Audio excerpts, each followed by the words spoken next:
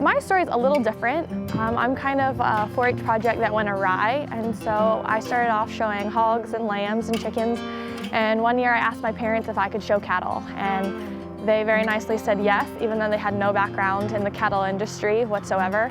And so I purchased my first Angus steer and heifer, and from that point I was really in love with the breed. From the very moment that I started, the people really welcomed me, and the opportunities that I was given, I'll never forget the first Eastern Regional I went to. I was just, I had only gone to county fairs and local shows, and to be able to travel for the first time and meet new people that all loved the same thing that you loved, it was really refreshing. Growing up in Maryland, agriculture is not a #1 industry in that area, and you're kind of a minority. So to be able to go someplace where everyone loved the same thing was such a comforting feeling and refreshing feeling for a young child.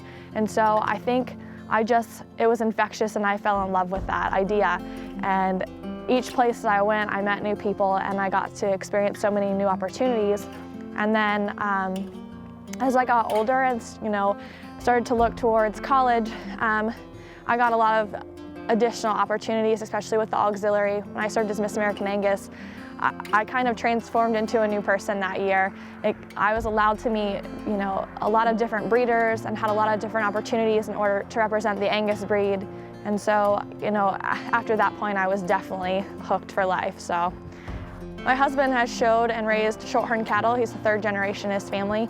And so we met, like most couples in the cattle business, we met at a show. We were first dating. He asked me if he was going to have to continue raising Angus if this worked out, and I said, yeah, we were a package deal. So we have continued to grow the Angus herd that I started, and we're both really enjoying it, and I think he thinks it's something that he really enjoys because it's something new and different for him. And I really enjoy it because I get to continue raising a breed that I love and enjoy. Once we got married, I moved from Maryland to Indiana. The weather is really not unlike it is in Maryland. We have all 4 seasons, so we usually get rainy spring, hot summers. We can either get a really nice fall, or it can be really short depending on what the season is, and then we can get really snowy, rough winters, or we can have mild winters. So it really just depends on the year. And winter is always challenging no matter where it is. We don't really suffer the really cold winters like you would out west in Montana and those areas, but we do have our challenges with ice and snow, making sure the cattle have enough hay and silage and food to be able to get to. And so that's the one thing that we really focus on this time of year, is making sure that our cattle's condition stays in a good place and that we keep our cattle healthy.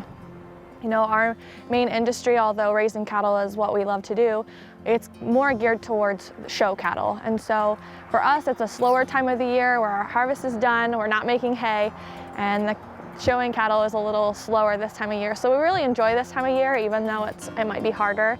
But we do look forward to this spring. I look forward to it because I don't enjoy the cold near as much as my husband does.